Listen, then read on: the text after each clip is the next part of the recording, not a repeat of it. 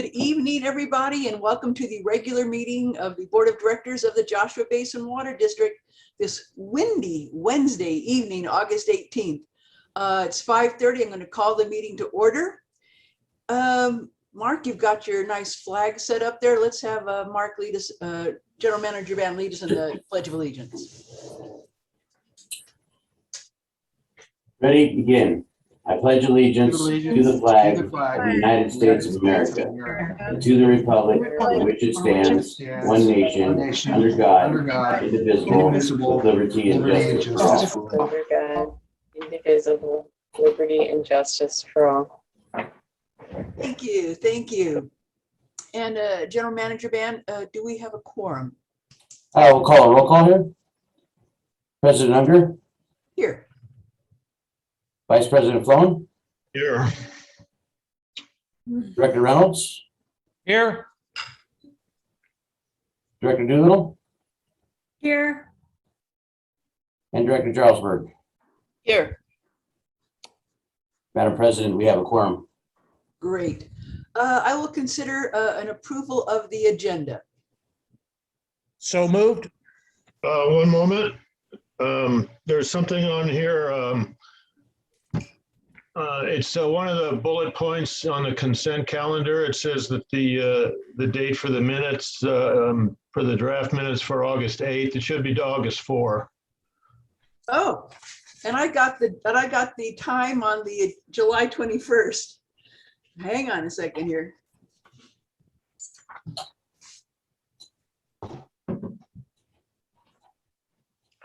Yes, that would have been August 4th. Yeah, the minutes are within the packet here and it says August 4. And on the agenda, it says August 8. Yeah, a minor thing. And then I had we haven't got to this consent calendar yet, but I had the draft minutes of July 21st.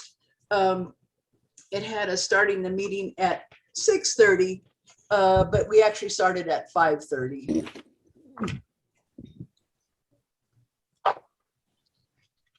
Along those lines, I just noticed on the website, it still says 6:30 we start. Thank you.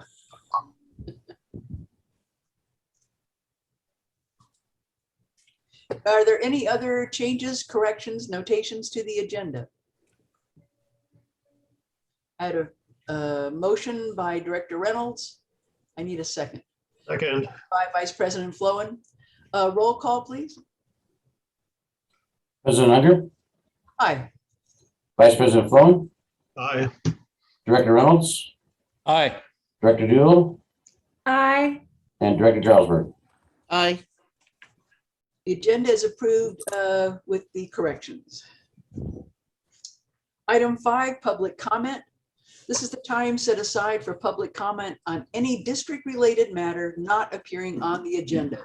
Government code prohibits the board from taking action on these items, but they may be referred for future consideration. Please state your name and limit your comments to 3 minutes. Do we have any public comment this evening? Hearing none, I will close public comment. Item 6 is the consent calendar. Matters on the consent calendar are considered routine in nature and will be enacted in a single motion without discussion. Any board member or member of the public may request that an item be removed from the consent calendar and acted on separately. Tonight we have the June check register.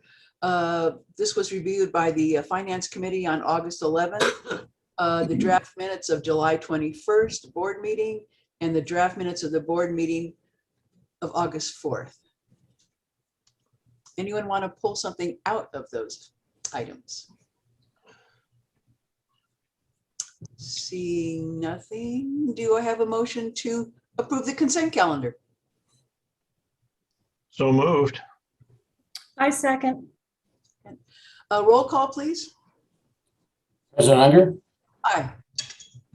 Vice President Flown, Aye.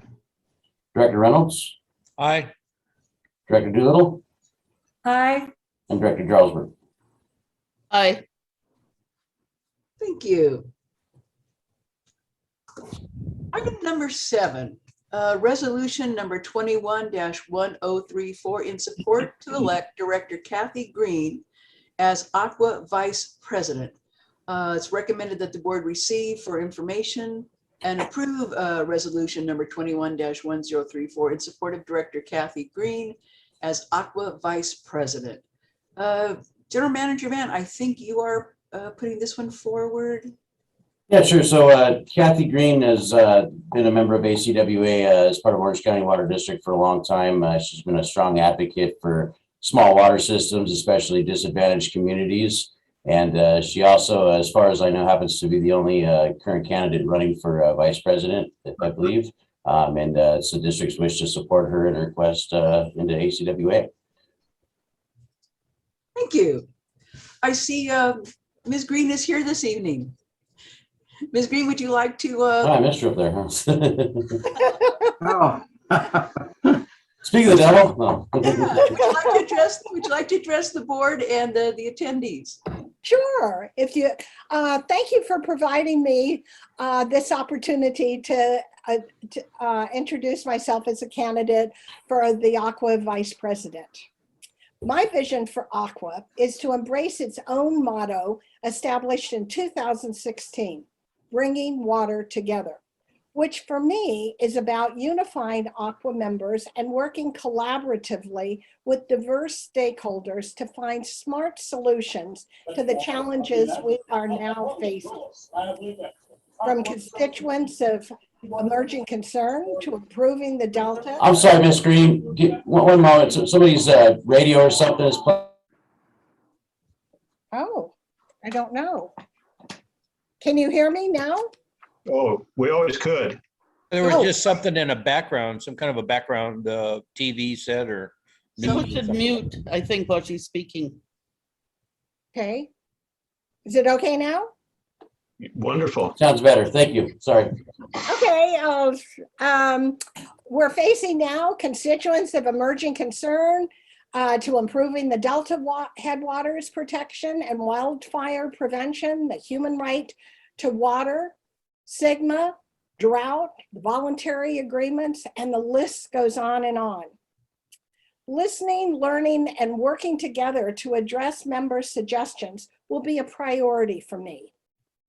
As for my qualifications, I have served on the Aqua board since 2016. I am currently on the Aqua's executive committee. I have served as Region 10's chair, and I'm currently vice chair. I have served on several Aqua committees, including water quality, energy, and state ledge. I would bring a broad range of experience to the Aqua vice president role with over 10 years as a board member of the Orange County Water District, serving as both president and vice president. My experience extends beyond water and will serve me well as my role as Aqua vice president. I have served 2 terms on the city as mayor of Huntington Beach, in addition to serving on the city council, as well as on various city boards, commissions, and committees. I am a registered nurse and hold a law degree, and it's been my privilege to address public health and safety, as well as environmental issues. I look forward to connecting with each of you, and I'm happy to answer any questions you may have of me now or in the future. Please feel free to call or email me, and thank you again for your time and consideration. Thank you. I'm going to open it up to the board. Director Doolittle, do you have any questions for Ms. Green? No, that's quite an impressive resume that you have there, and I'm sure you will serve Aqua winningly. So good luck to you. Thank you. Director Jarlsberg. I appreciate you introducing yourself too. You seem very well qualified. I'm not sure you got time for another job though. I'm retired. I have plenty of time now. Okay, a nurse and a lawyer. My goodness. I did want to know: is it a pay? Is there pay or a stipend, or is it volunteer? Or Volunteer. volunteer? Okay. Okay. Okay. As my husband says, that seems to be the only thing I tend to step forward for.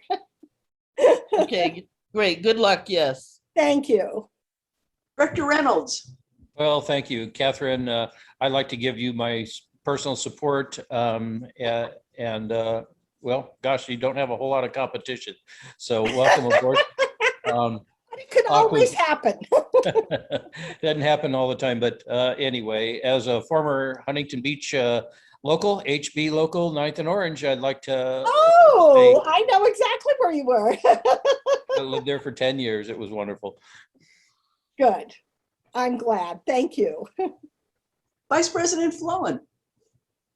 Well, I noticed in our analysis that Kathy's been a voice for water systems serving smaller and disadvantaged communities, and that's us.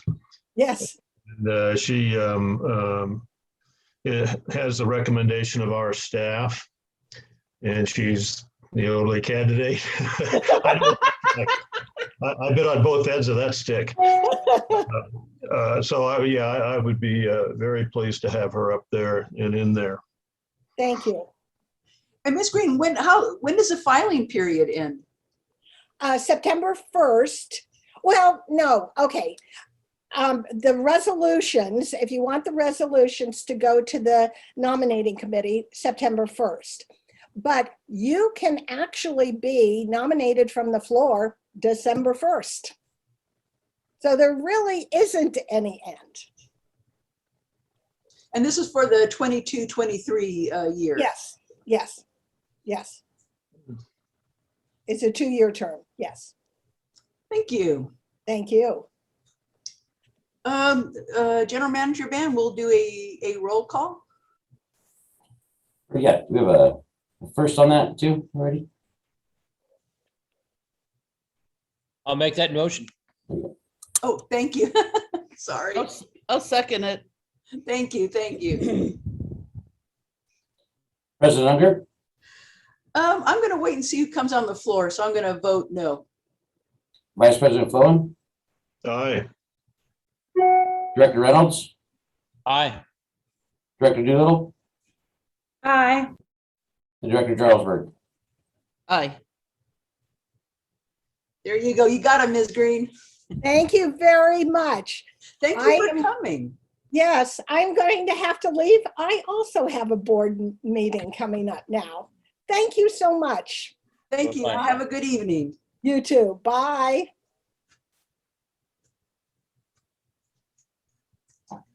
Item number 8, reserve funding transfer for the 2020-2021 year.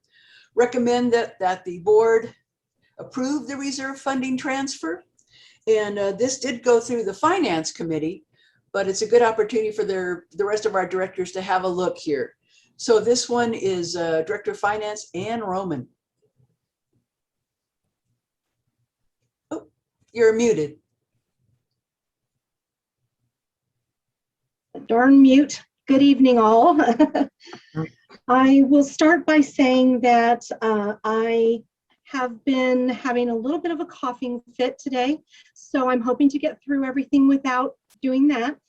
And in the interest of getting through all of this, I will try to abbreviate as much as I can without losing too much content here. But this is an annual process that we go through, the reserve funding transfer. We have a reserve policy that indicates that the board shall approve any reallocation of funds, transfers among reserve funds, or action that is inconsistent with this policy. Although reserve use is proposed and approved during the budget cycle, several factors may impact the reserve use between the time the budget is set and when the actual costs are incurred. So for example, budgeted project costs may transform over time. We approve our budget for the year that this applies to. We approved that budget in the spring of 2020. And so we've had a whole year plus for those costs to incur and for those project budgets to morph a little bit. We also don't encumber or set aside funding specifically for each budgeted project. So we handle these on a first come, first served basis in terms of utilizing that funding. And since the majority of reserve funding transfers occur at fiscal year end, a project in process could receive reserve funding in one fiscal year and yet not receive funding in another fiscal year because of that first come, first serve situation. For fiscal year 2021, the proposed reserve funding of $1,037,511 for costs incurred. I have detailed all of that for you on page 23 in column 3, which is entitled Funds to Unrestrict. To simplify, we are not doing partial funding transfers, with very few exceptions where there is a significant cost incurred in an ongoing project. Otherwise, those projects will be funded when they're complete. In addition, we have $1.75 million in funding that is anticipated to be generated by the by the rate study, and that will replenish certain designated reserves. That is detailed in column 4 of the table on page 23. And again, this is funding that is generated throughout the year by the rates, and may be, the availability may be limited to year end based on revenue and expense budgets and whether or not we meet those budgets. So moving on to page 23, in the table here, I won't go through each of these particular items, but I'll point out a few things for you. One of the newer items on this list is our meter replacement reserve, which is in the second row. We are transferring reflects the purchases of meter replacement inventory, not the installations of meter replacements. So just to clarify there, this does not necessarily represent what has actually been installed. It's what we have purchased and incurred the cost for to date, through the end of the fiscal year, I should say. We have a few items there that the water capacity reserve, I wanted to point out that I will be coming back hopefully soon. I'm expecting to bring that in September to the Finance Committee to transfer water capacity reserve use for the Saddleback project, which we still need to do some reconciliation for and present the project reconciliation and transfer the water capacity reserve funds related to that project. Each one of these, you may notice in the estimated ending balance column number 5, I've noted on some of these the target balances. This is per our reserve policy, and there's one that I left out there. I see that was an interesting one because it's the emergency capital replacement reserve, which is kind of near the bottom there, with a balance of 1.897 million. I left out the target balance there, but that should be $2 million. And that usually stays the same because we only use that for emergency purposes, which we did this year for our well 10 emergency repair. And the other comment that I wanted to make there was that you can see on the bottom line, the total LAIF balance, the beginning and the ending balance does not change because this is just transferring funds around between the different LAIF accounts. So we start with the $13,007,340 and we end with the same. And one good note before I turn this over for questions is that the operating and cash flow reserves, which will have a balance of $3.959 million at the end of the fiscal year. it actually, those accounts actually exceed our target balance of 3.417 million. So that's a good thing. And with that, I will turn this over for any questions that the board may have. Thank you. Let's start with Director Jarlsberg. Okay. It seems fairly routine, but because I haven't really seen this before, I have probably a basic question. I don't quite understand why column 3 in parentheses, funds to unrestrict, and then all the numbers are in parentheses. Why wouldn't you just have no parentheses? And those are numbers that you subtract from the previous number, right? It could be done that way as well. Okay. What we're saying basically is that we will take those funds that those costs that we incurred for projects during the year, and we basically fronted those funds from the operating and cash flow reserves, and we're reimbursing them now to those funds. And then in column 4, we are replenishing those reserves with funds that are designated by the rate study. So one is a plus and one is a minus, but it could be presented in the way that you stated. Yeah, it's a little confusing because it's like a double negative, and it seems like we got into this conversation about another report. So I'm just curious about the format, I guess. And it's your, you do it that way. I need to understand it. Right. Yeah, fair enough. Okay. Director Doolittle. Oh, I'm sorry. No, that's Director Doolittle. Yes, hi, Ann. I'd like to understand when we use the emergency funds for well 10, how are those actually put back into reserve and when? There's no mechanism to replenish those emergency reserves.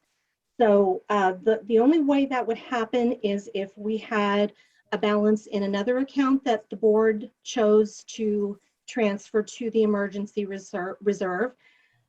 It could be built into the next rate study for replenishment. We have also the meter replacement program right now that we anticipate will come in under budget. And so there should be additional, or excess, I should say, reserves in that account. And once we have that final reconciliation, the board of directors may choose to transfer those funds into the emergency capital replacement reserve to replenish what we used. So there's nothing automatic built in to do that, but there are ways that it can be done. Thank you. I appreciate us talking about the reserves. I think it's good that we are doing that. I know the public would be interested to know, and here we are being transparent about it. So thank you. Yes, absolutely. Thank you. Director Reynolds. Thank you. I really don't have many, or actually I don't have any questions for this. Just a comment, page 24, the font is so small. I need a magnifying glass with these old eyes. Even my bifocals didn't help, but but yeah, I was able to go on the electronic agenda, and whoop, enlarge it so I can see what I had to look at. Okay. That's all I have. Yes, I apologize for that. That is always a problem. These landscape reports get turned into portrait in these packets and become microscopic. But this is just the really fine detail of the projects that I summarized in the table. So it's just additional detail for you. I did notice though, I don't know if everyone is missing this, but I do not see the last little bit of the staff report with the fiscal impact. So I will just mention there that the fiscal impact, it looks like we lost a little bit of a page there somehow. Yeah, that was in the finance committee. It was in the finance committee. Let me pull that out really quick here. And I will read that to you. Yeah, and there were a couple of points there that I should make as well, which is that, well, primarily that I wanted to say the reserve fund policy and the need for changes was discussed with the board in March. And we intend to review, do a comprehensive review of that policy in early 2022, along with the anticipated rate study. So that policy itself will be coming back. And looking forward, there will be an investment report coming to the board this fall sometime as well. So you'll know exactly what the investment earnings were on these reserves. As for the fiscal impact, the transfer funding from the designated LAIF reserves to reimburse the unrestricted LAIF funds was the amount of $1,037,511. And the transfer funding from the unrestricted LAIF funds to the designated LAIF reserve funds for the rate study was in the amount of $1.75 million. And I think that's the little piece that we lost. So, Jackie, I was looking for it, and then, oh, we went to something yeah, else. yeah. Thank you. And thank you for reading that, because Yes. revisiting that is something I think we'll all be interested in. Vice President Flowen. A comment. I have an appreciation for Director Jarlsberg liking something that's very readable and digestible, so to speak. But in sympathy with Ann, Autumn, and the rest of the staff over there, they do have to comply with rules of the Government Accounting Standards Board, as does our auditors and people with the county and the state. And so sometimes I think the ability to maneuver to make these things either simplified or user-friendly would be another word, is something that might not be easy to do. Also, some of these forms and things are in applications already, and they will only allow you to do certain things in certain ways. I think that's what my experience has been. So I have sympathies with those sides of the issue. But as to the content of all this stuff, we went through this on finance, and I'm satisfied with what it looks like. Yes, thank you. We did. We really drilled down into this thing. So I'm ready to put it out there for a motion and a second. I'll move that motion. Thank you. Second? Second. Okay. Director Reynolds, roll call vote. President Unger, Aye. Vice President Flynn, Aye. Director Reynolds, Aye. Director Doolittle, Aye. Director Jarlsberg. Aye. Great. Thank you. Item number 9, bad debt write-off of $20,124. Recommend that the Board of Directors approve the 2021 bad debt write-off of $20,124. And this also went to the Finance Committee, I guess it was last week. And so also Director of Finance, Ann Roman. Thank you very much. All right. I managed to not mute myself this time. So for the bad debt write-off, this is one of our annual routine tasks. It is part of the audit, and it's an expense to the district, one that is unfortunately passed on to all ratepayers. And for that reason, we definitely put a lot of effort and do our due diligence to try to keep that in check as much as possible. The 2021 bad debt is a reflection of water charges that were still unpaid or not liened from the 1920 fiscal year. And staff recommends that the Board of Directors approve the bad debt write-off in the amount of $20,100.24, which is 67% of the budgeted amount of $30,000.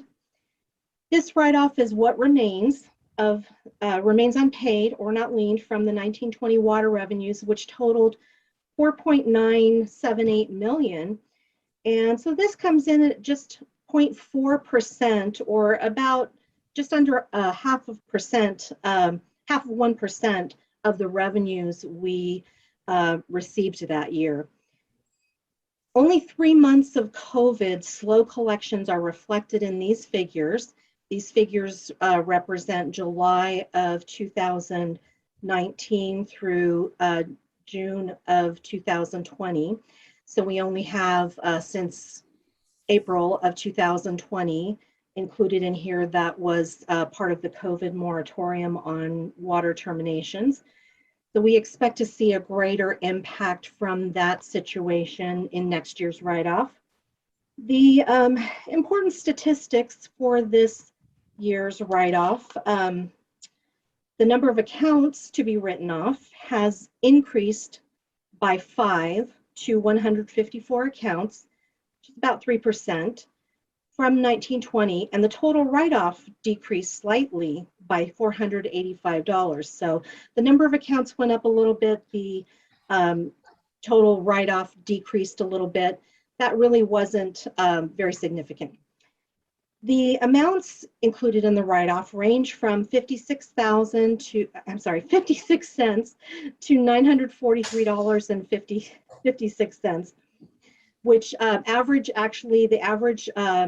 was $124.08. We have 8 addresses representing 19 accounts, 12% of the total, which have 2 or more bad debts this year, which is down from 9 last year. So we had 9 last year and 8 this year. There are 22 accounts on the list that have prior bad debt, down from 24 last year. So we're coming in pretty close with our numbers, not significantly different. This year we have 7 accounts with write-offs over the $500 balance, down from 9. And we have included in that 4 prior owners and 3 tenant accounts. One of the points that I made in the Finance Committee that I thought I would repeat here is that as we look at these numbers and see how, they're very close actually, but we're still seeing some items, some balances slip through. And that is potentially due to the fact that we have had about 830 accounts turn over in this fiscal year that this bad debt list represents. So that was about 15% of our accounts. That's quite a bit of activity, and all of this tracking is done in a very manual way. And in regard to the multiple bad debts and the prior owners, that is all done manually. So it is quite an undertaking to do that. The largest bill this year was $944, and that's 55% smaller than the largest write-off from last year, which was $2,081. The total write-offs of over $500 is $4,320, or 54% less than last year's over $500 write-off of $9,328. So it looks like we're capturing more large balances via our lien process. So that's a good thing. In 2016, we began our locked basic fee. Excuse me. And that shifted the bad debt statistics drastically. So for decades, we had seen an 80% tenant to 20% owner ratio, which really became in this fiscal year and the prior years since the locked basic fee was implemented. This is very representative, 76% owners to 24% tenants in this year. And of those owners, prior owners comprise 57% and current owners 19%. And then tenants comprise 24% of the bad debt accounts for this year. When it comes to prior owners, we cannot lien them. And we also have no leverage besides liens to motivate current owners to pay locked meter charges. So those locked meter basic fees are quite quite a lot of effort for us. They bring in about $339,000 in revenues, but they involve quite a bit of extra work for us. Just a little second there. Then moving on to page 26, the guarantee deposit, which is our district's first defense against the bad debt and is designed to increase now each January as the water rates increase. So that's wonderful and very helpful. You'll see below. The applicant for each new unlocked basic fee, so that is for active water service. Each applicant must undergo a credit check or pay an automatic deposit. The resulting score of the credit check determines the deposit collected, with red and yellow requiring a deposit and green requiring no deposit. The initial credit status for write-off accounts is shown in the table included. Basically, you can see that our highest percentage of bad debt accounts come from the locked basic fee, which is not no active water service. So that locked basic fee that we implemented in 2016, the majority of those folks are not paying their bills. The red is in second place with 15%, and then we have some green, and we also have no data, which I looked at those accounts, and they are mostly old accounts with an old, lower guarantee deposit on file. And so those are coming in fourth place there with 12%. We have some reinstated from prior lock-offs. So when customers are locked off for non-payment, none of which we've had in this recent time frame, but some of these are from before that. We had 10% there and 6% of the with the yellow credit score. We, in the locked basic fee, the inactive water service accounts, they're automatically set up with a without a credit check and without a customer application, because that is what our policy allows us to do. And because of this, the delinquency rate is quite high, and it comprises the highest percentage of bad debt accounts, followed by unlocked accounts initiating with a red credit rating. So of accounts that had a deposit of $200 or more, only 15 of those went into a bad debt status with an average write-off of $129. However, 34 accounts with the old $100 lower deposit were written off with an average write-off of $204. So you can see there that the higher the deposit, the fewer accounts we write off, and the lower average write-off we have as well. So then I'd like to point out, thanks to the diligent efforts of our accounts receivable technician, the district has significantly increased collections. We're filing more liens and on a more timely basis.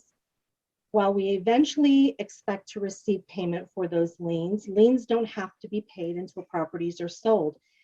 Right now is a good time with liens because there is a lot of turnover in the property market, and so in order for those properties to transfer, they have to satisfy their liens. So here are some lien statistics for you. As of the end of this fiscal year, we had over $136,653 in liens receivable. We received payment on 83 liens and lien-related balances totaling nearly $50,000. We filed 66 new liens totaling $26,383. Liens and lien-related payments are on an upward trend, having increased by $20,224 from the prior year to this year. And when we receive lien payoff requests from escrow companies, we do communicate all the additional balances that may be unliened for those accounts and are often able to collect those as well. So in addition to the liens that were filed, we collected an additional $19,758 or 66% beyond the lien balances. We continue to work and improve that lien process, and we have some plans for the next year in terms of tightening that up just a little bit. We have some lingering balances that we will be dealing with through an improvement to our process. So we expect that this program will continue to be successful. Again, though, only as successful as that real estate market will allow it to be. So for fiscal impact, we have $20,100.24 of bad debt expense, 67% of our $30,000 budget, and we're asking for an approval of the bad debt write-off tonight. And I will gladly answer any questions you may have. Thank you. Thank you very much. Thank you. Actually looked like a somewhat better bad debt than it seems like we've often had. So, you know, we'll see what happens this coming year. Yes. Let's start with the questions. Director Doolittle. Hi, and could you please repeat for me the income that we had on revenues and the percentage that this is of those revenues? Yes. So for this year of 1920, it is, so this is what we're writing off in 2021. I know this is where it gets a little confusing, but in 2021, we're writing off for bills remaining from 1920 that have not been paid, where the revenues for that year were 4.978 million, 0.4% or just under half of 1% of revenues for that year. Thank you. That's all for me. Director Jarlsberg. Yeah, I'm it's fairly routine, but I did have a little question on the minutia here. When we received this last statement that you had before the end of the report, when we received payoff requests for liens from escrow, we communicate all additional unliened balances. Is that unliened balances on the same property that has a lien? Yes, correct. Correct. So how do you have unliened balances on the same property? How does that happen? Sure. Well, we file liens throughout the year when they reach a certain threshold. Our threshold has been $125 because of the fees involved, so we don't file liens for less than that. But once we file that lien on a locked basic fee account, those accounts are usually open still. So they continue to incur new costs. And so rather than refiling the liens to update the amounts constantly, we're just communicating to those escrow companies what additional balances exist on those same properties accounts. Okay, thank you. That makes some sense in my brain. Sure, Thank you. Director Reynolds. Oh, thank you. Two questions. Back on page 25, you had mentioned 8 addresses representing 19 accounts. Are those historically the same ones that have been problematic throughout history? It's a very good question. I don't know exactly if that is how many of those repeat. I don't think they should, because we're trying to improve the process. We've got the owner request for tenant water service in place now. So we're trying to find ways to manage those repeat situations. I wouldn't be surprised if some of them were. So yeah, that means we have 8 parcels basically with 19 accounts among them. And yeah, I wouldn't be surprised if there were a few repeats in there. Okay, thank you. let's see here. The next question is, once it's written off, what happens if somebody pays the bill on a debt that we've written off? We have, my understanding, and Jeff can chime in on this if he likes. My understanding is that we can only collect these debts for 4 years. So we keep them on our records for 4 years, and then we write them off completely. So we do keep them on the accounts in a separate bucket so that we know exactly when that debt expires. And when they do come in before that 4-year time frame, we try to collect all of that. And at that point, it just becomes a credit against the expense. So I don't know if Jeff would like to address the time frame on those, if he has that on the top of his head. Oh, I do. That time frame comes from the statute of limitations for I know it's for breach of contract. I think it might be money on account too, although I'm not positive of that. But it's a statute of limitations derived number. I suspect you wouldn't necessarily be prohibited from pursuing debt past 4 years, but there would be an easy defense if you pursued it legally for someone to raise on a statute of limitations. So that is probably where that number comes from, and I think that's why you have it. Thank you. Oh, that raised another question. While I still got the seat, is there a statute of limitations on a lien?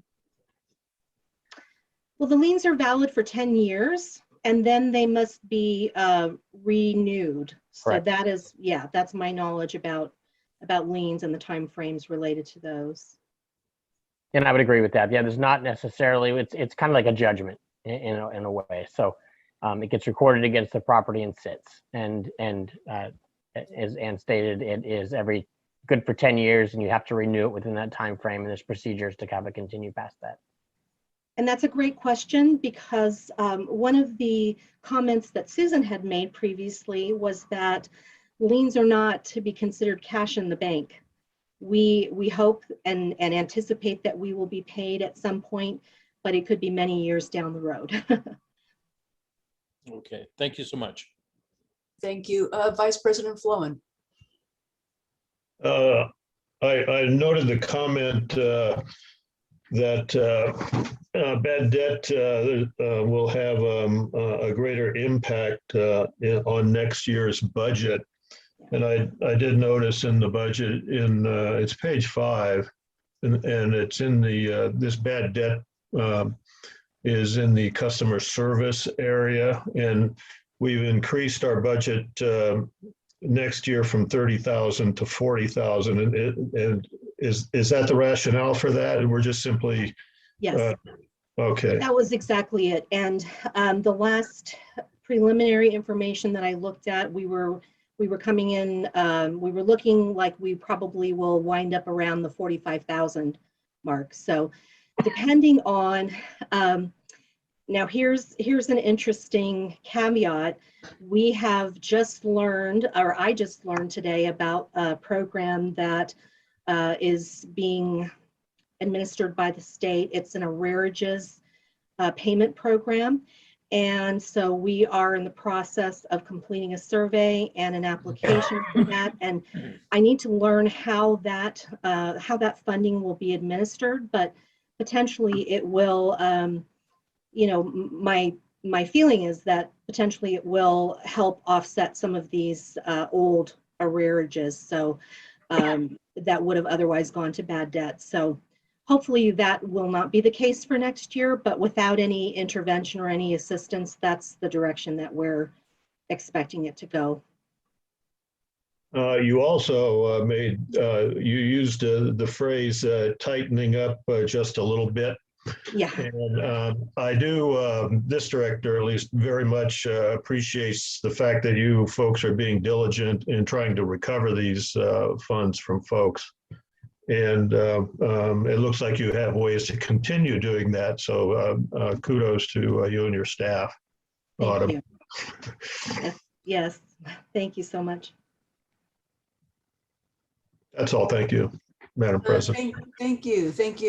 And yeah, interesting, always an interesting report, the bad debt write-offs, and appreciate you bringing this. So for us this evening, we need to approve the 2021 bad debt write-off of $20,100.24. Do I have a motion? So moved. A second? Second? President Unger, Aye. Vice President Follin, Aye. Director Reynolds, Aye. Director Doolittle, Aye. and Director Jarlsberg. Aye. Thank you. Thank you. Next, we have a pretty interesting item. And this is item number 10, new and revised job descriptions. President Unger, I don't mean to interrupt, but I have a question for Ann. It's too late. We've already closed that section. Okay. Sorry. Item number 10, new and revised job descriptions. Recommend that the Board of Directors approve the adoption of the new and revised job descriptions. And this also went through the Finance Committee last week. And this one is our Director of Administration, Sarah Johnson. Good evening, everybody. Tonight, I am asking the board to bringing job descriptions to recommend that the board adopt. I will talk about them in sections. The first group of job descriptions is the foreman series. This group includes a CIRP, which is a capital improvement replacement program foreman, our distribution foreman, and a production foreman. These positions are newly developed and will replace the current lead operator, the lead construction maintenance, the lead production operator, and the production supervisor positions. This change will allow for the distribution of higher level responsibilities across the organization, which creates more effective leadership, improves efficiencies in the operations program, and very importantly, prepares for succession. The next job description is the construction and maintenance 2 mechanic position. This one was developed to manage our fleet work, which has increased due to capital improvement. This change will provide for a greater efficiency, allowing the district to complete repairs in-house in a timely manner. And this is very important because it helps keep jobs moving, not at a standstill when something is broke down, and ultimately helps reduce costs. And the last job description I'd like to introduce is the Customer and Administrative Services Supervisor. And this is a newly developed position. And this position will supervise customer service, in the future field service, and an office assistant as well. The administration division is the only department without a supervisor, so the addition of this position allows for the distribution of higher level responsibilities, creating that more effective leadership, as you can see as a strategy in all of these positions, and creates efficiencies in the administrative programs and prepares for succession. These positions don't impact the fiscal budget because they've already been budgeted for when the 2021 and 22 budget was passed. They also touch upon all of our strategic plan items in human resources, which is to improve, maintain, and comply with employee life cycle best practices, updating job descriptions, and preparing for succession planning. I'm going to circle back now to the foreman series. And if anybody has any questions, I'd be happy to answer them now about the particulars in those job descriptions. And then when we get to the end, I will go over salaries for all these positions. So any questions about the foreman series at this point? Director Jarlsberg? Probably, I did have a question. I wasn't quite sure where to insert it, but maybe this is it. I'm wondering, having reviewed the financial report, there are a number of temporary positions that repeat. I can't really tell. It looks like there's maybe 10 reoccurring, approximately 10 reoccurring temporary positions. And I'm wondering whether any of these positions will replace the temp expense. I don't know that we have 10 positions. In fact, we don't. We have 4 positions that are being filled by temps. These positions that are on here today are not those positions. The positions that they're filling right now are positions that are vacant because of folks leaving or other reasons. So right now the temp positions, there's no temp positions. They're just filling in for regular positions right now. So that once we do recruit for those positions, which is coming very soon, then those temp expenses will be reduced. Okay, I just saw some reoccurring amounts that I couldn't really tell whether they were the same employee with different amounts, you know, in their paycheck kind of thing. So So, we have okay. four, So you have four. So currently you have that are four. recurring. Okay, okay. All right, good. And so these positions are just reorganizing as opposed to, anyway, okay, thank you. Absolutely. You got Thank it. you. They are reorganizing. Yes. Yeah, okay, thank you. You're Dr. welcome. Doolittle. So I had just a question regarding the customer service, and you said something about the field. What does that mean exactly? So we have field service techs, which are customer service in the field. So when there's a service order that's issued, they're the ones that are out there handling those customer concerns, meter replacements, turn-ons, turn-offs, all of those types of things that are tied to customer service. Okay, thank you. You're welcome. Yeah, it's interesting. You don't often think of that in terms of customer service. You think of it as that as a desk job, basically. Mhm. Director Reynolds. Oh, thank you. One comment only is the mechanics position, I think, is a very smart move. Good going. Thank you. I'll give the credit to Mr. Corbin. Yay, I got some kudos. In fact, while you're live there, Director of Operations Corbin, why don't you fill us in a little bit on this? Like, you know, what was your, I mean, these are going to be people that you will be directly supervising. Right. Were you able to have input on putting these job descriptions together? Are these things that you really targeted? Yeah, absolutely. You know, if I may, I don't want to take up the whole night, but I was looking for something in our old minutes, and I came across something, if I could read it real quick. The reason why I bring this up is, well, first let me say that, you know, being efficient, we've needed employees for a while, and we've held off on that for a number of reasons, but mainly to make sure that we're hiring the correct people and we're putting people to work that actually are going to have a job and the need is there, rather than just going, oh, we need 6 positions here, we hire them, and then I'm not sure how to put it. The point is that we want to make sure that we have the right amount of staff, and I've said this before, I call it a sweet spot. So like in distribution right now, we're struggling a little bit because of lack of staff, but we do have one that is a temp that's filling in, and he's licensed and so forth. But this goes back to 2009. If I could just read it real quick. This is in the board minutes. It says organization of field operations. General Manager Gazetta reported that the recruitment effort for the chief of operations position was unsuccessful due to several factors. It was proposed that 2 lead worker positions be reclassified to supervisor. The chief of operations position would remain vacant for a 2-year period. Field staff's knowledge, training, and responsibility has greatly increased over recent years, making this a good time to implement these changes. The proposed changes would result in a net savings of $100,000 for each of the next 2 fiscal years. And why that's important is we go back to 2009 and we've been discussing these things, and up until recently, and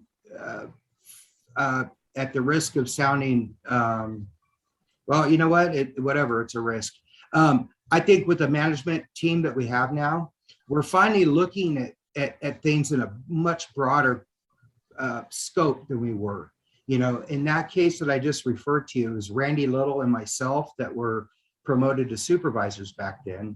But I think it was an attempt to save money, as opposed to what do we actually need and what's the operational need.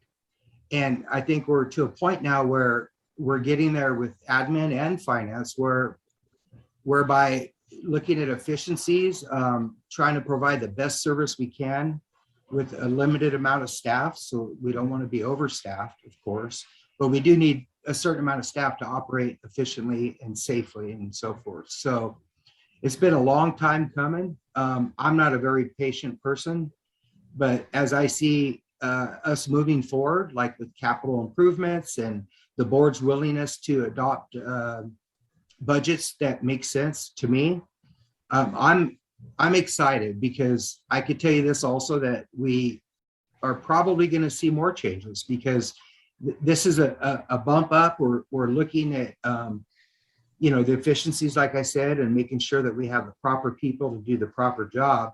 But it might change. We might find that down the road that this particular model isn't working as efficiently as we thought. So this is just like a step. We're getting there, and I think that Mark and Sarah have done a great job in helping us get there. It's taken a while, but with COVID and everything that's going on, I can assure all the board of directors and the public that we certainly aren't hiring just to hire. We have a purpose and a function, and we have goals set now. We have a lot of things going on. So yeah, I've absolutely had say in it, and I appreciate it from all of you, the support and stuff. So I hope that helps or not. I don't know. That was interesting, going back to the Wayback Machine like that. And, yeah, I found it by accident, and I just thought that it would be appropriate, because it shows you that we've been talking about this change, and President Unger, and I know Director Reynolds knows as well, that we've had outside consultants come in to consult on what we should be doing, and neither the GMs in the past nor the consultants were necessarily, in my opinion anyways, set up to help us be successful. It looked like it initially, but there was no real input that helped us move forward, So I think out of all that stuff, we came up with a mission statement. I think is what it amounted to. So I'm just being frank, because I don't know how to be otherwise. And now's the time. And when you have consultants doing things, they don't have any skin in the game. They're getting paid, but absolutely. they don't have to, go out in the field or work in the shop or be in the office or anything, and deal with customers and people and the real problems. They're just bean countering. And I'm not sure, but Director Reynolds, were you on that board then in 2009? Yes, Mike. I would think so. But I don't recall for sure. Oh, was I on Mike the did a good board, or job. was I on a? What was the question? Weren't you a board member back in 2009? Oh, yeah, in 2009, I was a board member. I'm sorry. I thought you were referring to a committee. Oh, no. I'm thinking committee. I don't remember a committee doing that. Yeah, I was on the board back then. Well, I really like the fact that we have we're counting on having a permanent position for a CIRP foreman. Yeah. Looking at a new rate study that's going to continually fund more, capital improvement repair projects. I think that's really, I love that. Yeah, I think it's awesome, and I hope we continue it. That's what keeps me going. So thank you. Vice President Flowen, you were on the Finance Committee this day we went over these. Anything else that you've seen in the intervening week or so, or any comments you want to make?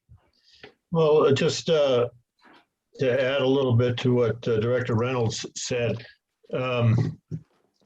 doing certain things in-house, not only does it save money, but we seem to have a skill for doing things in-house. But it also allows supervisors a chance to prioritize the use of their staffs, their manpower, so that they get the most use out of them. In other words, if we have lots of things that we have to do and to do internally, if there's a delay in getting a part or some such thing like that, then a person can be moved to another task that's relevant and important. I like that type of a concept. But yeah, I talked about this plenty on at the finance meeting. Nothing further. Thank you. And thank you. And Sarah, thank you so much. And two, at the end of the report on page 51 of 51 is an org chart. And so it's really helpful to see where all this fits in. Sarah, great job. I so appreciate this. And there was one, I remember bringing this up at the finance committee. There was a certain designation that I think you said is a Cal OSHA designation about the competent person. What was, I'm trying to find it. What was that again? It's one of the standards in the foreman positions to maintain competent status within certain training areas. So it's Cal OSHA term. One of those is trenching and excavation. So you need to have a person that's a competent person, and that's a certain type of training. It's usually more hours than a regular training for somebody that would report to that foreman.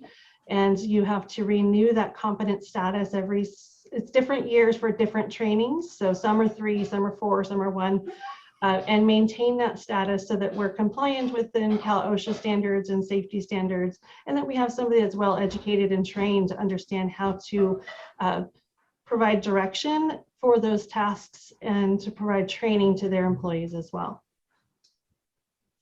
Thank you. Do I have any other questions or comments? President Unger? Yes, Oh, Director Jalsberg. there's someone besides me. Just one little tiny thing, the field community service person, would that job change once we've redesigned the front office and more people come in to do things in person? I'm not sure which position you're referring to. Oh, you mean the customer field? Customer service field. Field service Yeah. tech, I think, yeah. Oh, okay. No, we have field service techs already, and those Okay. positions already do the job that they're designed to do, which is, Okay. handle the customer service concerns in the field. So customer service generally starts on the phone or an email, and then those tasks are distributed out via service order, and then our field service tech then picks it up from there and handles whatever task was, assigned, and then responds back on that service order, whatever was completed, and then we close out the service order. So that, they're in the office, a little, but mostly there are boots on the ground, and there are front-facing folks to customers at their homes rather than in our office. Yeah, good. And I'm sure there's a lot of people that would not be able to come into the office anyway, so, It's not for regular items, though. I don't want to get that confused. So it's not Pardon? for paying your bill. It's not for regular items like paying your bill, or it's if you have an issue or concern, such as maybe you have a leak and we need to go and check and see if it's on the customer side or the district side, or your Right. meter's not working appropriately, then we're going to change out your meter. So it's for those types of concerns. Sometimes even with leaks, we'll provide resources so that customers can look inside their homes for a toilet that's leaking or a pipe that might have broken that they don't know about. So we provide those types of resources as well, but it's not for regular customer service items. So it's Right. not door-to-door service for paying your bill or for resolving some other complaint. Okay, thank you. You're welcome. President Unger, if I may, Yes. I just want to make sure that everyone understands. It's hard when you departmentalize things that some people get left out, so to speak. I want to make sure that everyone understands that we can't do our job without like the finance department and customer service and these other departments. So one of the things when we talk about these positions and stuff is for us to get more efficient, not just for cost and stuff, but so that we can help those departments be more efficient by giving them what they need when they need it, without them having to track stuff down, which will free them up to do the stuff that they're assigned to do. So it really is I hate this word, but holistic kind of It's a good look, word. It's a good Yeah. word. So, but it is definitely a team effort, and it's hard to, give kudos, if you will, to everybody, but they deserve it, finance and customer service and all the other departments that pitch in to make this big wheel turn, That was it. And people here work really hard, but they also work very smart. And that's really something that's, I think, something that is also so appreciated and is maybe kind of unusual, working hard and working smart at the same time. It is, absolutely. Being a small district, I think that's a blessing because people get to learn stuff they normally wouldn't learn because they are departmentalized. Like a meter reader in Coachella Valley is never going to do pumps. He's never going to fix a leak. He's just going to read meters, or she. So here we get to all kind of experiment a little bit within safety realms. So it is I think it's a great thing, but at some point we're going to bust out and we're going to be one of those bigger districts. So I say enjoy it while you can. Well, I think I'm we're done. we're setting ourselves up for that kind of success. So I sure thank hope you, so. everybody. So what we need to do this evening then is we recommend that the Board of Directors approve the adoption of these new and revised job descriptions. Do I have a motion? So moved. Second. I second. I saw Director Reynolds. I think you had your hand up first. Okay. Roll call. I'm mute. Sorry about that. President Unger, Aye. Vice President Flone, Aye. Director Reynolds, Aye. Director Doolittle, Aye. and Director Jarlsberg. Aye. Great. Thank you. Thank you, everybody. Thank you. Item number 11, General Manager Report. Mr. Mark Ban, General Manager.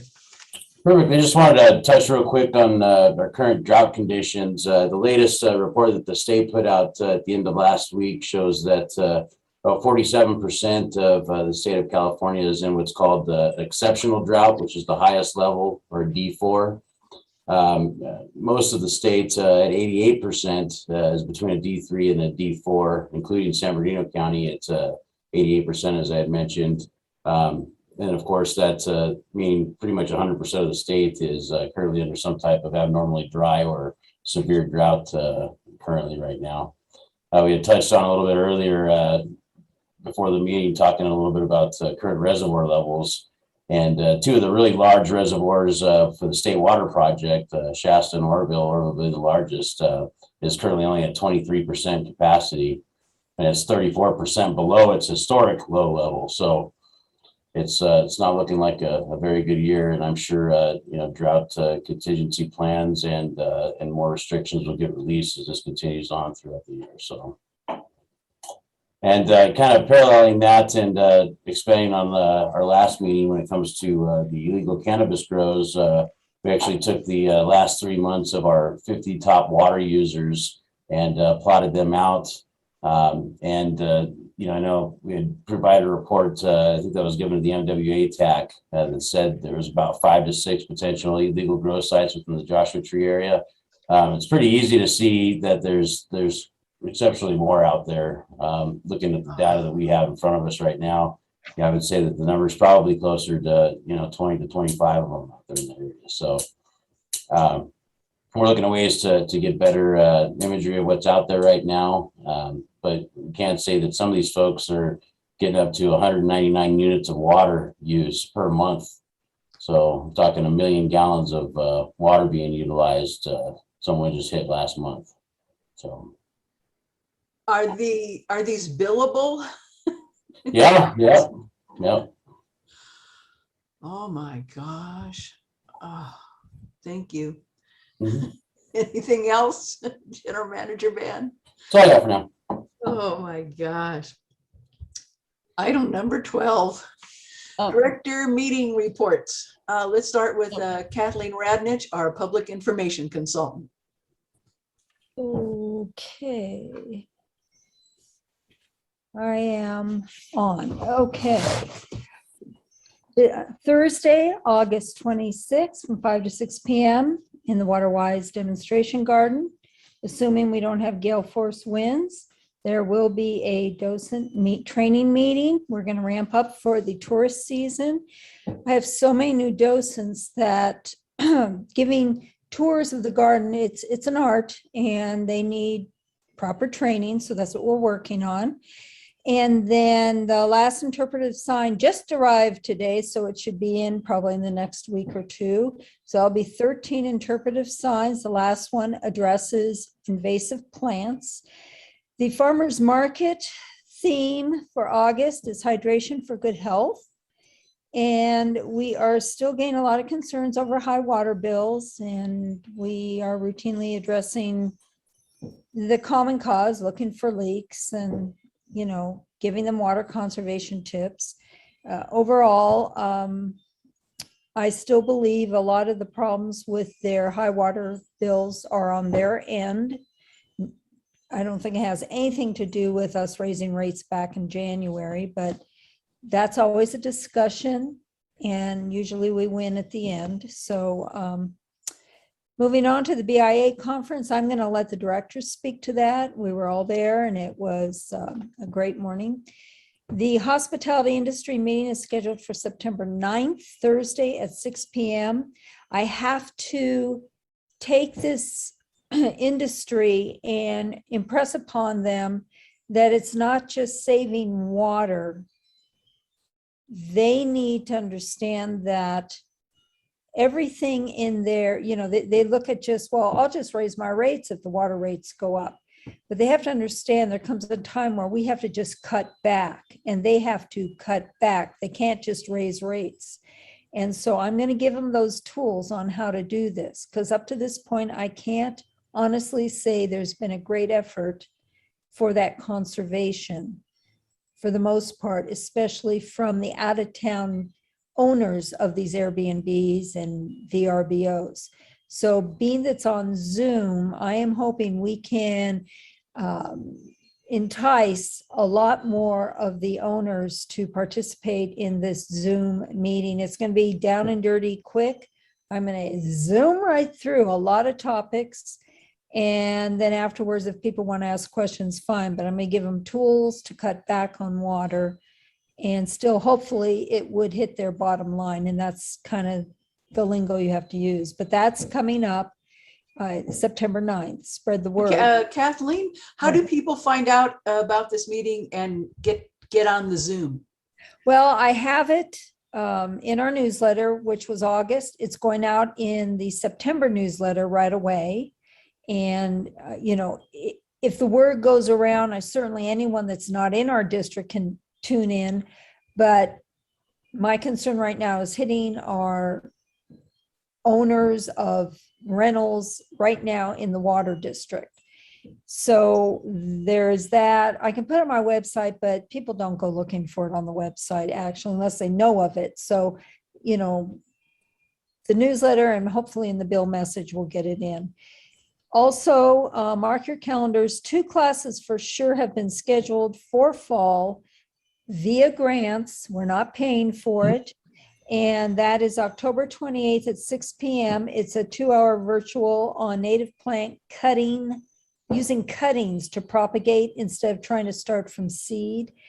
Be a lot of people, they don't have the patience to start things from seed. So we have a brand new class to help them with native plants and get them going from cuttings. And then the other class is on winterizing. That one is November 4th at 6 p.m. That is a 1-night, 2-hour virtual meeting. And that, again, this is one of the types of things I would offer to the hospitality industry. You know, winterize your properties. A lot of them bought a lot of these fixer-uppers. They don't have a clue about our winter yet. And we had a mild one last winter. But eventually those old pipes and a lot of these old little homes, they're going to give. So these are the things we'll be covering, and it's open to all the public, not just, you know. So those are the 2 classes for sure this fall that we'll be offering. And as I said, this is on a grant from the Mojave Water Agency, or AWAC, the Alliance for Water Awareness and Conservation, and through the Mojave Desert Regional Conservation District. So that's my report. Are there any questions? Seeing none, I'll move on to Mojave Water Agency Technical Advisory Committee of August 5th, and that's Director Doolittle. Oh, just 1 second. Let me find those pages. The meeting, they first spoke about the cannabis, and Bob Wagner, the water master, presented the measures of disturbed land to estimate the water demand. I'm not going to spend too much time on the cannabis because we spent a lot of meetings talking about it. But they said this work, these aerials, may help us identify other illegal water uses that we may not know about. They are partnering with UC Riverside to initiate environmental studies on the cannabis. They tossed out that 50% are run by foreign cartels, that number. The next presentation was Andrew Webster of Kennedy Jenks, and he was presenting on water marketing and groundwater banking program evaluation. And that's the feasibility of water marketing and groundwater banking. So they were doing a facilities review. And I thought that was interesting that a recharge basin unit costs $25K per acre. Let's see. Then the next thing was they considered fundings for the Prop 1 Colorado River funding area, and the TAC to encourage MWA to enter an MOU with the Colorado River funding region and the DWR for purposes of developing a grant funding split for the remaining funding for the IRWM Prop 1 Round 2.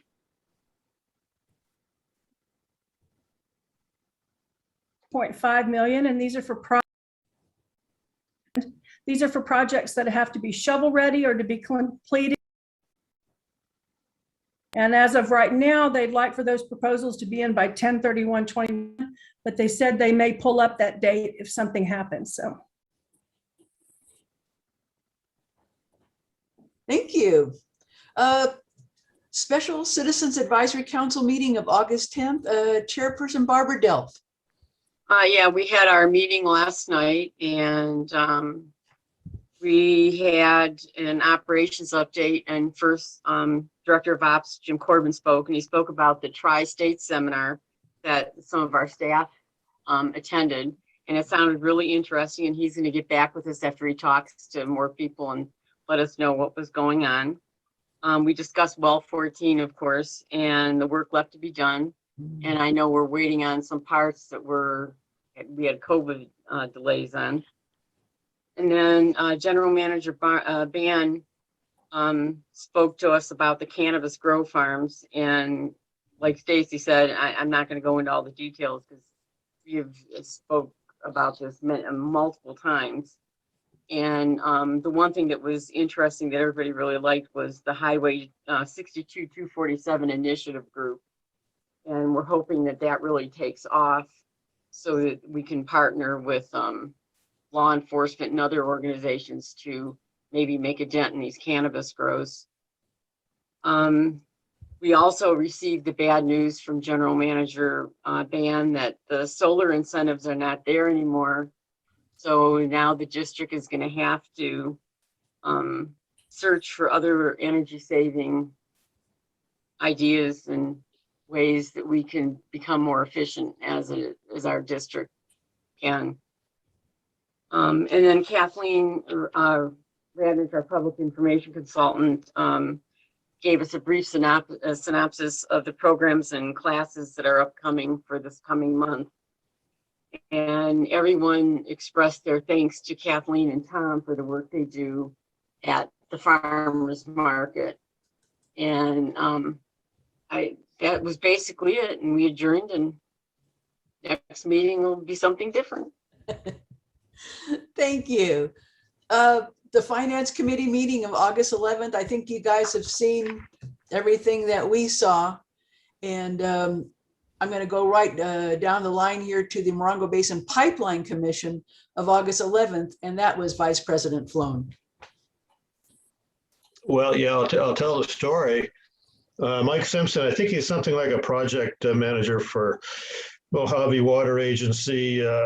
He gave a report on what's going on with the Warren Vista tank, which is off of Aberdeen. Some of you folks are familiar with that.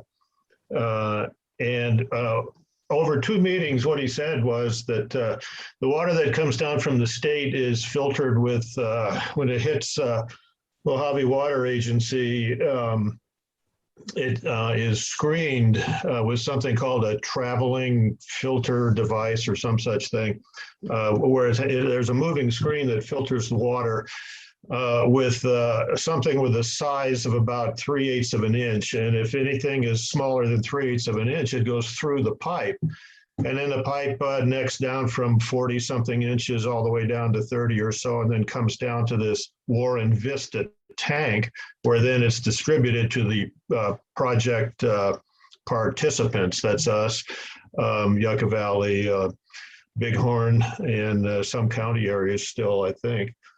And so what didn't occur to me, and what he was talking about, was that this tank, apparently unintended, he didn't say anything about it, unintended, it also acts as sort of a settling pond.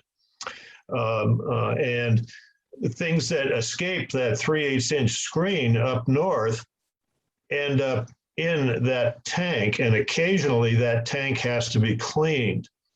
And the residue, fines was one of the terms for it. Well, the residue in the bottom of that tank was, at the last cleaning, was anywhere from 3 to 32 inches thick.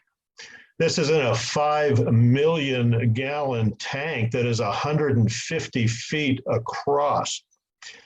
And the cleanup problem was such a project that they had to lower a Kubota tractor into the tank to accomplish this cleaning. However, there was no suitable entryway for that tractor, and so they literally had to partially dismantle the thing by taking off one of the tires, one of the wheels, and also the roll bar device that's on it, to lower the thing down into the tank to herd this mound of sludge into a manageable place where they could pump it out, I guess. This is a huge project. Who knows who pays for that, or who will pay for it? That's a question I'm going to look for an answer for. So what concerned me was that civilians, so to speak, hearing all of this, would think that there's some kind of sludge in the water that eventually comes to our settling ponds, our recharge ponds. We don't pump directly from them to our customers. We use the recharge ponds. Well 14, we just learned from the general manager a few days ago that water potentially is going down hundreds of feet to get to a well that's 800 feet deep over there. And so anyway, my point is that the sludge was in the tank. It was not in the water that came to Joshua Tree. And I just wanted to emphasize that again. And this, I must say too, that this Mike Simpson up there is one sharp guy. And he gives excellent reports up there. And you can, if you go back and you review the meetings in succession, you can see how the information is chained together into a story. And for me, that is very helpful, and it helps me remember some of this stuff for a longer period of time. But anyway, that's some of the stuff that happened over there at that meeting. That's the part that was relevant to us, I think. That's all. Thank you. Well, that's the really exciting part, about 32 inches of sludge. Thank you for sharing. It was fascinating to hear that. Director Charles Berg. Yeah, I just wanted to, I've heard about this sludge myself, and I wondered if the sludge has any use, like topsoil or fertilizer, or, I mean, is there any, once it's taken out of there, where does it go? Director of Operations Corbin, that sounds like an interesting. I was thinking Jim had some idea. Yeah. Well, a couple things. One is you guys, approved the budget. One of our reservoirs, we're trying to do them, in cycles every, I think 5 years, right, Mark, is our goal. We have to do the same thing, inspect our tanks. There ends up being sand and stuff in there that we have to clean out. That particular tank, speaking with Mojave Water Agency's operators over the years, they actually found fish in there, Tom, when they, we're doing that. So Um, I think because it's surface water, there's all kinds of stuff in there that gets pumped down into it. So it's certainly nothing like we have in our reservoirs. So Mark, if you want to elaborate, you can. But is there any use for it? Oh, I'm sorry. In our case, no. In their case, because there's a bunch of organics like fish, perhaps. But it depends on their cycle. You know, it'd be interesting to know how often have they done the proper maintenance on that reservoir. You know, if it's 10 years, that's a long time to go between maintenance, stuff. So I don't have an idea. I would think not. I think it's just they'd probably just dump it. Yeah, that was actually the frequency of servicing such a tank was an object of discussion at the meeting, thinking that if it was done more regularly, that it would be a smaller job. Right. That kind of thing. They standard almost as a joke. They'll say, yeah, that traveling filter device, it gets out the 2x4s, the bicycles, and the fishing poles, And the bodies. Well. But not too much more than that, so to speak. That was one of the fascinating things that occurred on that day. Thank you. Yeah, there's a lot of pipeline, a lot of water that flows all the way to that point too. You know, all of our wells, they pump to atmosphere, meaning they don't pump directly into our water system right off the bat. And the main reason for that is to get air in any stagnant's not the right word. Any air, sand, stuff like that to go into a seepage pit, which is basically a recharge. And then once it hits a certain amount of flow that we designate, then it pumps into our distribution system. So it's effectively the same thing there, but they have a lot of pipeline that feeds that. So it's probably up in Victorville somewhere where the water gets pumped from. So there's a lot of, like I said, surface water and a lot of things that can get in there, unlike ours. So that's all from me. Thank you. That was really interesting. Oh, yeah. Let's see here. Mojave Water Agency Board of Directors, August 12th. That was me. And they had a very interesting meeting. They're doing a series of workshops, so everyone be prepared. I happen to get workshop number 1, but it's all regarding water supply and sustainability. So I had part 1 of 5, which was why do we import water? And this mostly focused on the Mojave River Basin. There's been a drought the last 8 of 10 years. The overdraft has already lowered those water levels 200 feet from even 1931, 1999. Mojave Water Agency has a replacement obligation to recharge this adjudicated basin. And they cited a Senate Bill SB 221, the impact which is prohibits approval of tentative map or development agreement for 500 plus dwelling units unless a sufficient supply is or will be available prior to completion of a project. So when I always say water is land use, yeah, people are certainly getting that. And President Jim Ventura, he reminded folks that in 2009, Mojave acquired rights for thousands of acre feet from a Dudley Ridge landowner. This is an area south of Kings County on the western edge of the San Joaquin Valley. I had to look it up. And their general manager, Kathy Kortner, remarked that if that investment had not been made, quote, we would already be out of water. The board voted 5-0. Oh, there was 2 directors were absent, Raleigh and Anderson. So the board voted 5-0 to a $170,000 service agreement with the Mojave River Desert Resource Conservation District for this fiscal year. The resource district plays a key role in the swamp cooler study. And they also, part of the contract is cleaning up weeds and tamarisk and invasive species in all the riverways. And they're working on a Camp Katy restoration for some time.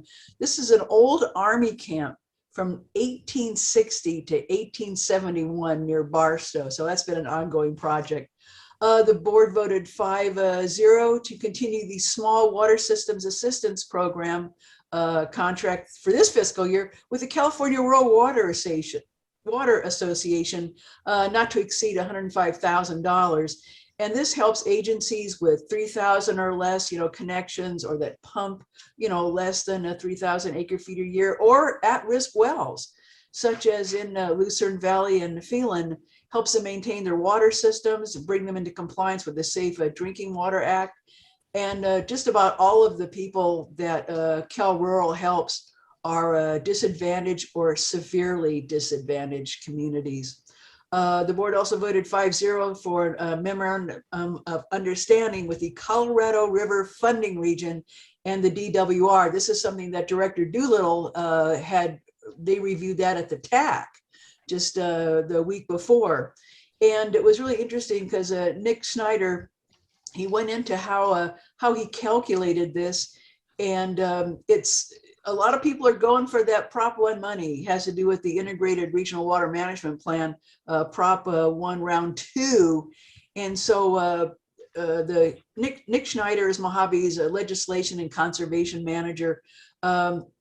He said we can take a smaller but a guaranteed amount of 2.5 million in the non-compete process. He said if we were to open it up to the competitive process, all the bigger water agencies, all the bigger fish would be, going after that bait. He said it's possibly we could get nothing. So they thought, that's a good strategic move. So they did vote 5-0 on that. And then the closed session that they had planned was postponed till the next meeting, and the meeting adjourned at 11:26. And that's my report. Then we have San Bernardino Water Conference, August 13th. And that was great. Myself, Directors Doolittle and Jarlsberg, and our consultant Kathleen Radnich, we went to it. They've been holding this conference, 14 years, Mike, the BIA, the Building Industry Association, something like that. And it was virtual last year. It was scaled down this year, but it's one of the best conferences that comes out every year. You really get a different perspective on things. And I'll let Directors Doolittle and Jarlsberg share their observations on it. But it was really interesting to notice that instead of like a heavy emphasis this year on development, it was really on conservation and that SB 221, which is really going to, that puts that water as land use thing. So who wants to go first, Director Jarlsberg or Director Doolittle on the water conference? Director Jarlsberg. I didn't see Director Doodle jump in there, so. Go ahead, jump. All right. Yeah, it was obviously my first time there. I wanted to say that I haven't been to an in-person conference for a little while, and I was very impressed with the vendors. Look at this nice little package I got with all kinds of stuff. And that, and then we also had food. Not that it was great, but it was food. And but the little swag that they're calling it was really kind of fun. My favorite was this little Tonka truck that actually goes like this. I'm taking it to my great-grandson next week. I don't really know what that was about, but this is something from the county. Are they wasting their money on this stuff? Anyway,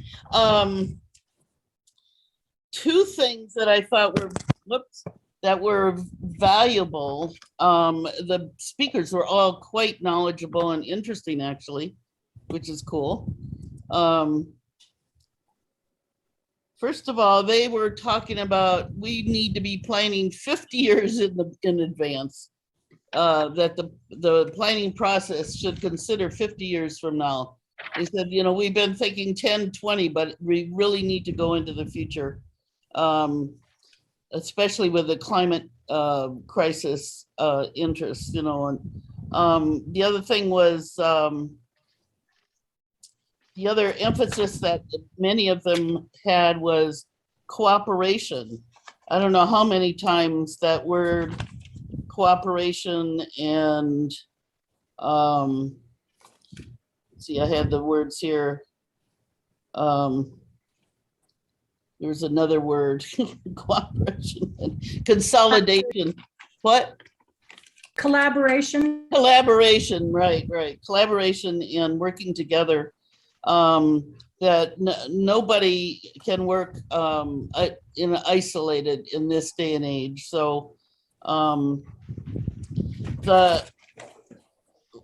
of the things that I found interesting among a number of things, it might be nice to do a little written report, I think, because there were so many issues that I thought were valuable. I might just do an email at some point when I maybe when I go away next week to help my daughter, I can spend a little time kind of pulling it together. But one of the things that I thought was interesting that agriculture, part of the reason that they're being restricted right now is that agriculture has grown from being seasonal farming to farming all year round, so that it used to be that crops followed a season and that water use was a little different as the seasons changed. Now there's equal water use demand all year round, and that was an interesting idea. And also that they're working away from water in the water supply discussion. They were talking about working away from imported water, i.e. the Colorado River, and that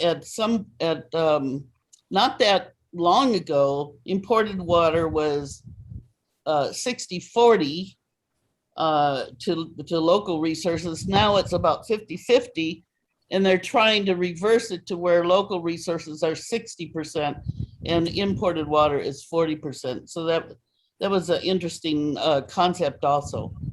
So collaboration and partnerships, those were the two repeated words a lot. I guess that's it for now. And that reminds me of something I heard Yvonne Hester say at a Mojave Water Agency meeting, and that is, necessity is the mother of relationships, and that's certainly happening. Director Doolittle, anything you want to add on the BIA Water Conference?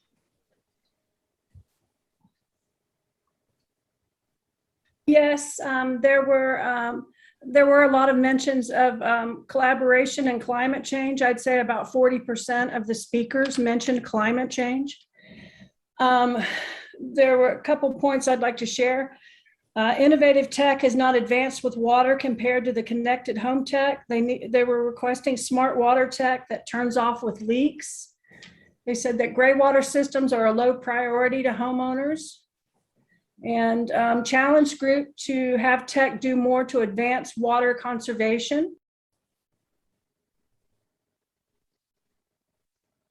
Regarding collaboration, they recommended using the urban water management plan as a tool for collaboration with developers.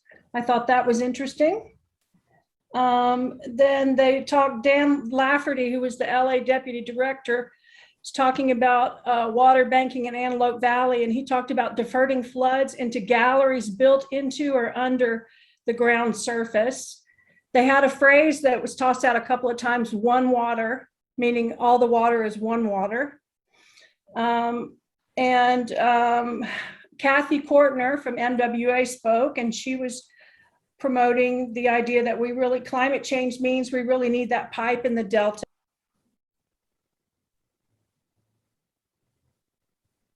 Casey, you're muting. Yeah. Can you hear me now? Yeah.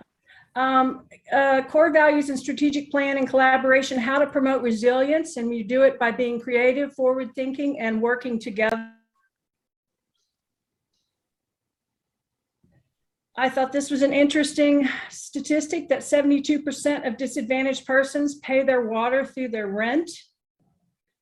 And then one of the speakers that I really enjoyed was Probalski Research. And he said that in our water messaging, that they see us as stewards, our ratepayers see us as stewards of the environment. And that there are two different, there's a difference in the public mind on conserved water, which ratepayers see that as a behavioral change, as opposed to being more water efficient, and they see that as a physical plant change. He also said that customers say, I'm using less water, what are you doing for us?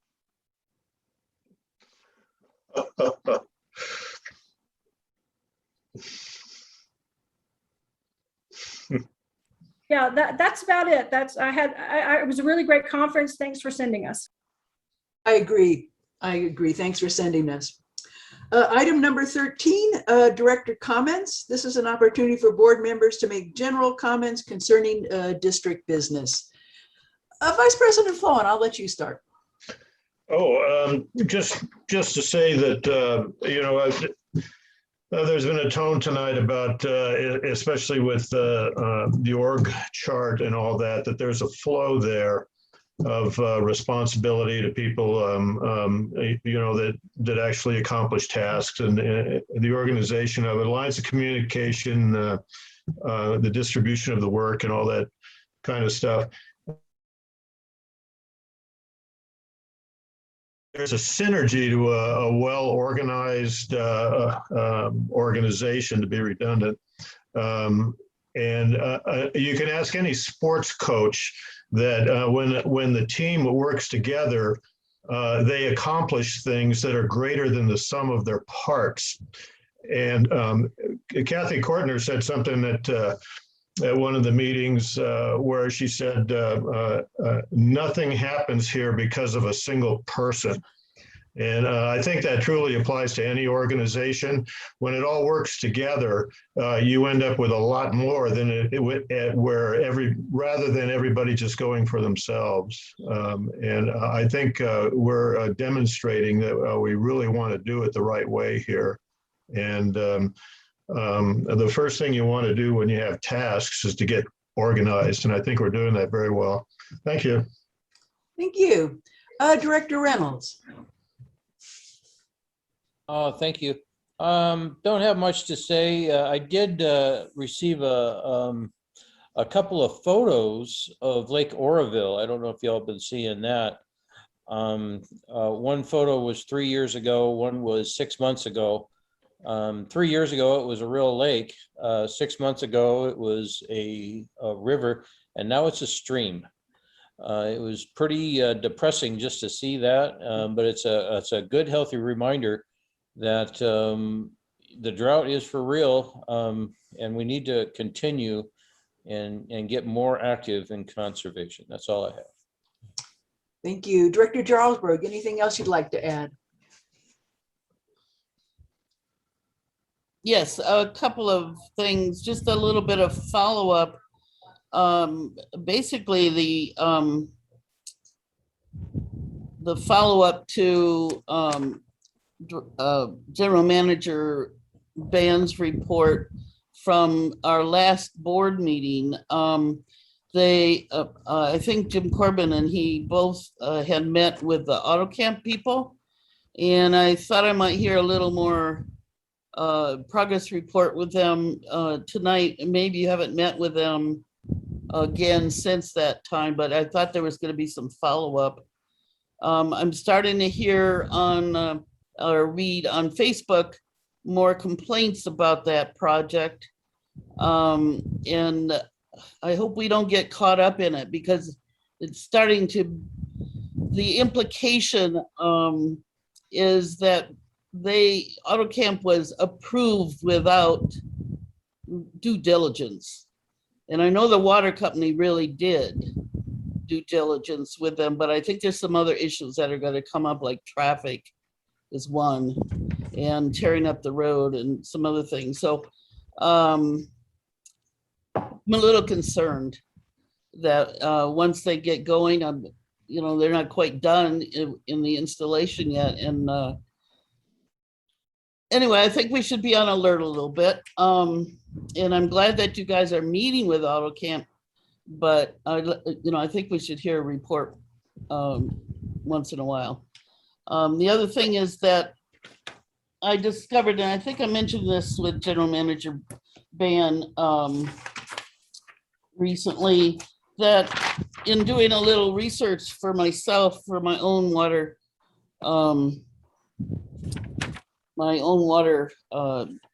customer, being a water customer, I discovered the water use questionnaire I'd forgotten that I filled out when I first applied for water when I bought my house 4 years ago.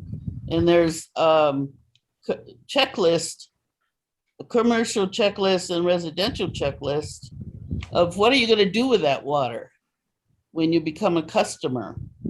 And I thought that there were, in the commercial one especially, there are several items on the checklist that would be relevant to cannabis growers. If they admit they're farmers, for instance. You have to say, check all apply. Treated water, chemicals added to water for heating, cooling, or irrigation. Irrigation system for landscaping or dedicated water meter for that purpose. Chemical processing or repackaging operation using chemicals. Irrigation / domestic well used to water plants, crops, or consumption. It seems to me that there should be some way that we could use this list to monitor new customers, at least.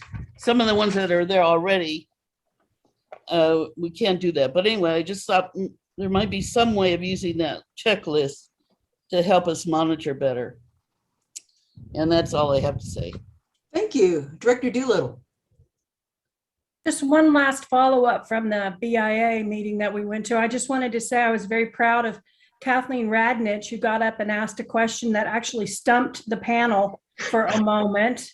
And her question was, why aren't we considering putting timers in showers? And I just really appreciated her forward thinking and standing up and asking that to that group. That's all from me.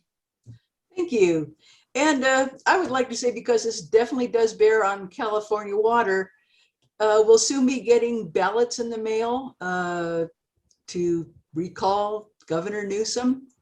And I think it's just interesting to see what has been in his budget that's been approved for this year and could very possibly be derailed if he gets recalled.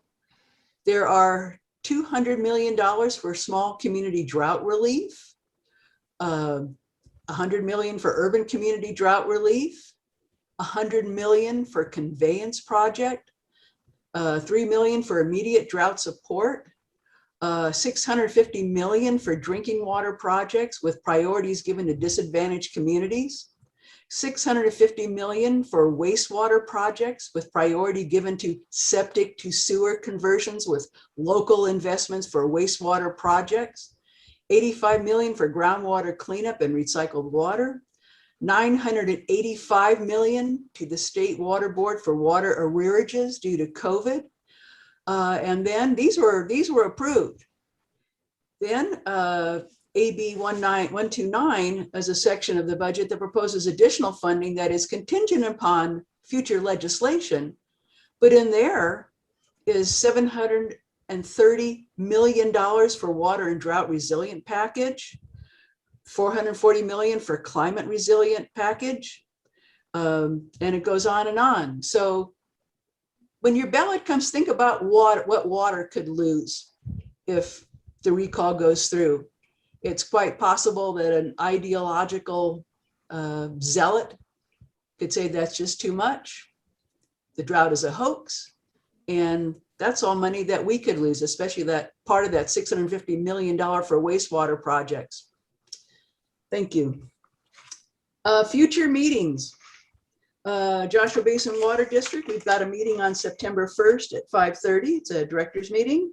The Finance Committee, September 8th at 9 a.m. Water Resources and Operations, September 8th at 10:30. Mojave Water Agency Board of Directors, that's September 9th, and that would be Vice President Flowen. Local Agency Formation Commission Board of Directors, September 15th. We've got Director Jarlsberg on that one. We have another Board of Directors meeting on September 15th, 5:30. And Mojave Water Agency Board of Directors, September 23rd, and that is Director Jarlsberg. Do I have a motion to adjourn? So moved. Second.